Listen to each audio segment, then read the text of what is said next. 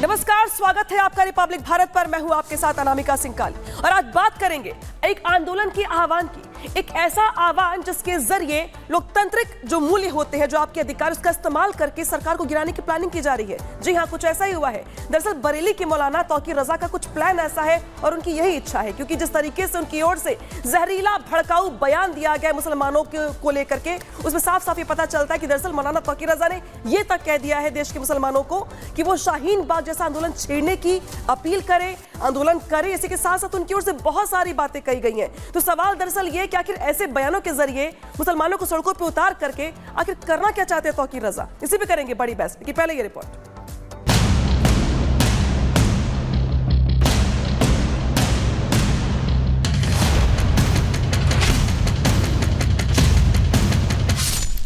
तारीख 15 दिसंबर 2019, जगह शाहीन बाग, दिल्ली। मकसद सड़क जाम करना, असर लाखों लोग परेशान।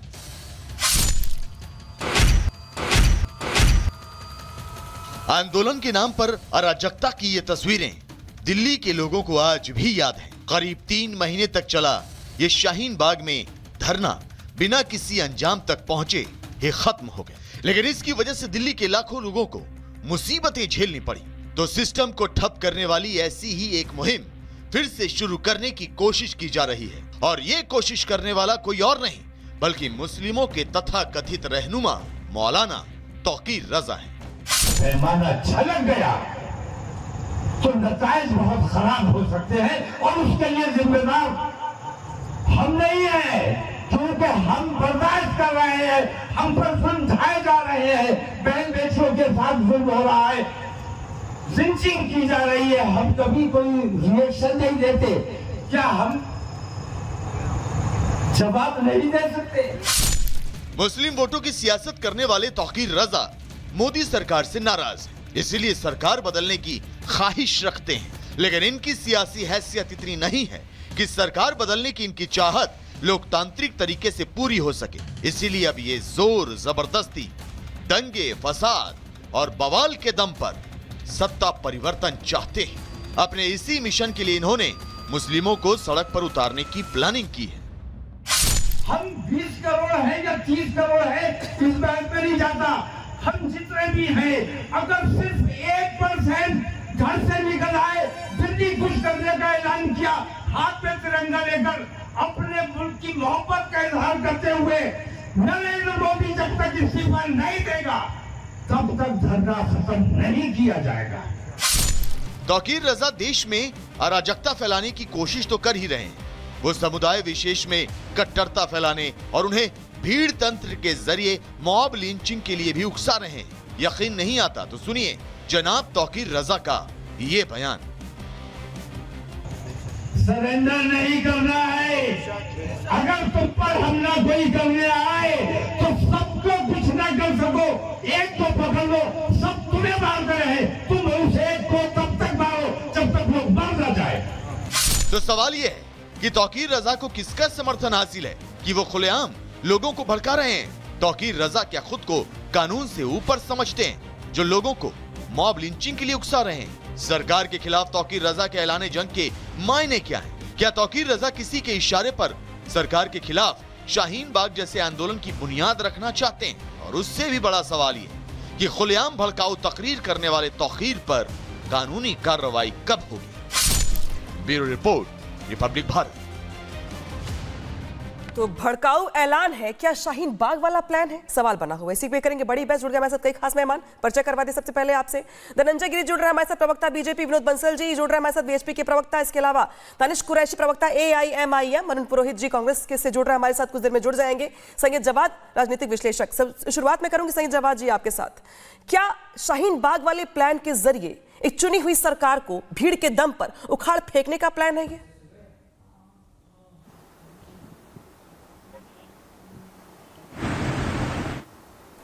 सवाल में कई जवाब भी हैं जी। पहला यह कि शाहीन बाग आंदोलन संविधान को बचाने के लिए, लोकतंत्र को बचाने के लिए और संवैधानिक तरीके से अपनी बात रखने के लिए पूरा प्रोटेस्ट था। और कोविड में जिस तरीके से एक ऐतिहासिक फैसला लिया गया, क्योंकि मैं उस आंदोलन से जुड़ा भी रहा। और जिस तरीके से शांतिपूर्ण आंदोलन, महिलाओं का आंदोलन और अपने हक की आवाज रखने का आंदोलन था, ऐसी नजीर पूरे विश्व में देखने को नहीं मिलती।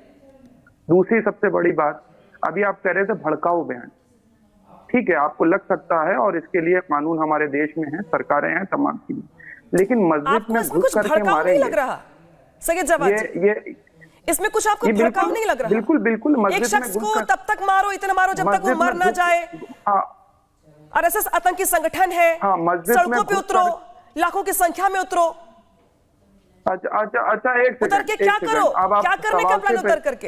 एक का सवाल, अभी आप एक ही सवाल पे रहिए, आप सवाल पे जंप मत करिए। ठीक है, मस्जिद में घुस करके मारेंगे, ठीक है, नीतीश राणे बयान देते हैं, भारतीय जनता पार्टी के विधायक हैं, आज तक खंडन नहीं आया और अभी भी उनको संरक्षण मिला। वो पुलिस वालों को, पुलिस प्रशासन को धमकी देते हैं। आज तक भड़काऊ बयान आपने कभी डिबेट करके ही नहीं कहा कि हाँ ये भड़काऊ बयान है, इनके ऊपर कार्रवाई होना चाहिए। कितनी कार्रवाई? सर, और तमाम सबके लिए बराबर है, करने वाले लोग भी मौजूद हैं। और तीसरी सबसे बड़ी बात, तीसरी सबसे बड़ी, अगर कोई असंवैधानिक काम कर रहा है, चाहे तौकीर रजा करे, चाहे वो महाराष्ट्र के अंदर बैठा हुआ कोई साधु संत का चोला ओढ़ के कर रखा है, जिसने हमारे नबी की शान में गुस्ताखी करे, कोई भी करे, जो भी संविधान के विरुद्ध जाके काम करेगा, जो कानून के को अपने हाथ में लेकर के करना चाहेगा या भड़काना चाहेगा, कार्रवाई होनी चाहिए, कोई लाग लपेट नहीं, चाहे कोई मौलाना करे, चाहे कोई साधु संत करे। संविधान से ऊपर कोई नहीं हो सकता, ना मैं हो सकता हूं, ना आप हो सकते, ना भारतीय जनता पार्टी, ना सरकार, ना कोई। अगर कानून के ऊपर कोई नहीं है और कानून के तहत अगर जो कोई भी प्रदर्शन करेगा उसको परमिशन मिलती है और अगर कोई कानून तोड़ने का प्रयास करेगा तो कार्रवाई होगी और इसके बाद विक्टिम का खेला जाएगा। तो हर कोई खेलता है, उसके पास उसकी आजादी है। मैं जा रही हूँ विनोद बंसल जी, आपके पास आ रही हूँ मैं। ये शाहीन बाग वाला प्लान फिर से रेडी करने के पीछे का प्लान क्या समझ में आ रहा है आपको? अरे भाई, वो कह रहे कि संविधान है देश में, ठीक है, कानून है देश में, अच्छी बात है, संविधान है, कानून है, तो अगर आपकी कुछ मांगे हैं, कुछ बातें हैं, कुछ कहना चाहते हैं आप, तो उसके तरीके हैं। चुनाव में जाइए, चुनाव लड़िए, हाई कोर्ट है, सुप्रीम कोर्ट है, पुलिस है, प्रशासन है, लेकिन आंदोलन करने को लेकर किस तरीके से आह्वान करना क्या देश का माहौल खराब करने जैसा नहीं है? मौलाना और कानून को भड़काना, हिंदुओं के विरुद्ध जो है विश्वमन करके मुस्लिम लड़कों को ये प्रेरित कर रहे हैं कि कमर में बारूद बांधिए और विस्फोट होकर के मर जाइए और खुद लोगों को मारिए। आप देखिए, ये इस तरह की जो मनस्थिति है ना जी, ये मनस्थिति से कोई हिंदू समाज का कोई नुकसान नहीं होने वाला है, समझ लीजिए। हिंदू समाज अपनी सुरक्षा के लिए सतर्क है, हम जानते हैं कि कैसे निपटना है ऐसे मौलानाओं से। लेकिन बात यह कि ये जो इस्लाम के जो अपने आप को अलंबरदार समझते हैं, जो ये मुसलमान पार्टी के प्रवक्ता हैं और जो बाकी अपने आप को मुस्लिम स्कॉलर कहते हैं, वो ये समझ क्यों नहीं रहे, मुझे समझ में नहीं आता कि आखिरकार ऐसे मौलानाओं के कारण ही इस्लाम की जो ग्लोबल छवि बन रही है, आतंकवादी छवि, क्या आप एक तरफ तो जो है ना वो जिहादी आतंकवाद जो है ये पैगंबर के नाम पर, इस्लाम के नाम पर चल रहा है, उसका ये कभी खंडन नहीं करते और ऐसे मौलाना जो लगातार मॉब लिंचिंग के लिए उकसाते हैं उस पर मौन साध जाते हैं। आखिरकार ये इनकी जो चाल चरित्र चेहरा बताता है। ये जिस तरह से ये इसका कवर फायर देने का काम कर रहे हैं, इन्होंने कहा कि हम सबकी निंदा करते हैं, लेकिन इस मौलाना की निंदा की बात नहीं की इन्होंने। मजे की बात है, अपने आप को स्कॉलर तो कहते हैं लेकिन काम सैयद जवाद जी, हैरानी की बात दरअसल ये है कि शाहीन बाग जिस मुद्दे को लेके किया गया था, क्या वो हुआ वैसा? और क्या आपको नहीं लगता है कि अगर देश का माहौल खराब होगा तो जद में आप भी आएंगे, आपके लोग भी आएंगे? जब देश का माहौल खराब होगा तो हर कोई देश के अंदर रह रहा है, जिम्मेदारी आपकी भी बनती है। बजाय इसको डिफेंड करने के बजाय ये कहने की कि भाई ऐसे बयान देना ठीक नहीं है, उल्टा आप ये कह रहे हैं कि बाकी लोग भी देते हैं, उन पर भी कार्रवाई होनी चाहिए। सुनिए मैडम, आपके पास आऊंगी, बाकी लोगों के पास जाती हूँ, आपके पास वापस लौट के आऊंगी, मैं बाकी लोगों के पास जाती हूँ। शाहीन बाग आंदोलन, शाहीन बाग जैसे, अरे शाहीन बाग पे क्या कर लिया आपने, लोगों को भड़का के क्या कर लिया? और संविधान को बचाने के लिए होते रहना चाहिए। संविधान कहाँ खतरे में है सर देश का? कहाँ खतरे में, जहाँ संविधान बचाने चले हैं आप? संविधान को बचाने, संविधान कहाँ खतरे में है? देश में संविधान है, कानून है, उसके तहत कार्रवाई हो रही है, देश में शांति है, और संविधान बचाने के नाम पर क्या करना चाहते हैं आप आंदोलन बुला करके? और उनके आंदोलन से सरकारों को डरना चाहिए, चाहे किसान आंदोलन। संविधान बचाने के नाम पर क्या करोड़ों मुसलमानों को सड़कों पर उतार करके क्या करना चाहते हैं आप? गणतंत्र क्या करना चाहते हैं संविधान बचाने के नाम पर? नेताओं को जनता से डर करके चलना चाहिए। जो नेता बैठते हैं उनको जनता से डरते रहना चाहिए और देख लीजिए सरकार से नाराजगी अलग मुद्दा है, सरकार से कुछ मांगे मनवाना अलग मुद्दा है, लेकिन इसके लिए भीड़तंत्र का इस्तेमाल करना जायज नहीं है। जवाब जी, इस बात को मानिए। दानिश जी, मैं आपके पास आ रही हूँ। दानिश कुरैशी जी, दानिश जी, क्या आपको नहीं लगता कि ऐसे देश का माहौल खराब होगा? जिस देश में आप भी रह रहे हैं, हम भी रह रहे हैं, आपके सांसद भी है पार्टी के, क्या वो काफी नहीं अपनी बात रखने के लिए, मांगे मनवाने के लिए? क्या जरूरत है इसके लिए भीड़तंत्र बुलाने की? देखिए मैं आपको एक बात बताऊं। सबसे पहले दो चीजें समझ लेने की जरूरत है। इस देश में दो चीजें हैं, एक कानूनन जायज और एक कानूनन नाजायज। अब सवाल ये है कि अगर आप तौकीर रजा की बात कर रहे हैं और अगर उनकी कोई भी तारीख आई है या कोई भी वक्त उन्होंने दिया है तो उसका सारा प्रोसेस होगा। जाके उन्होंने जिस लोकेशन का वो हवाला दिया है वहां जाकर पुलिस परमिशन ली जाएगी, सारा प्रोसेस किया जाएगा। कानूनी प्रोसेस होने के बाद ही उन्हें ये परमिशन मिलेगी। दिक्कत ये है कि उन्होंने जो बात कही है मुझे ये समझ में आ रहा है कि उन्होंने कही है जिस तरीके के हालात हैं और उसके विरोध की बात है। तो मुझे लगता है कि देखिए, हटाने के लिए तो लोकतंत्र का जो तरीका था उस तरीके से सरकार बनी। कहीं न कहीं मुझे ये लग रहा है कि शायद मुझे कुछ ख्याल नहीं है, लेकिन हो सकता है ऐसा कि इस पूरे मामले को लेकर अदालत भी जाया जाए, क्योंकि जिस तरीके से भारतीय जनता पार्टी सरकार में काम कर रही है पहुंचाने के लिए, लेकिन भीड़तंत्र का रास्ता जो होगा वो कितना खतरनाक होगा इस बात का अंदाजा है किसी को? खैर, मैं आपके पास वापस लौटूंगी। वरुण पुरोहित जी, जरा आप इसमें सामने आ जाइए। जिस तरीके से तौकीर रजा, जिन्होंने समाजवादी पार्टी को समर्थन दिया था 2012 में, और हालांकि बाद में वो पार्टी से अलग हो गए तो उन्होंने खुद की पार्टी बना ली थी, लेकिन समाजवादी पार्टी का समर्थन रहा, उसका समर्थन आपको भी रहा है, कांग्रेस को भी रहा है, समाजवादी पार्टी का। ऐसे मौलाना के जरिए देश का माहौल खराब करने का क्या प्रयास नहीं किया जा रहा है? एक तरीके से अगर उतरते समय सड़कों पर, तो देश का माहौल क्या होगा? भीड़तंत्र क्या कर देगा? इस बात का आइडिया है आपको? देखिए, लोकतंत्र में भीड़तंत्र, जो आप शब्द का उपयोग कर रहे हो, लोकतंत्र में भीड़तंत्र भी उसका अंग ही है।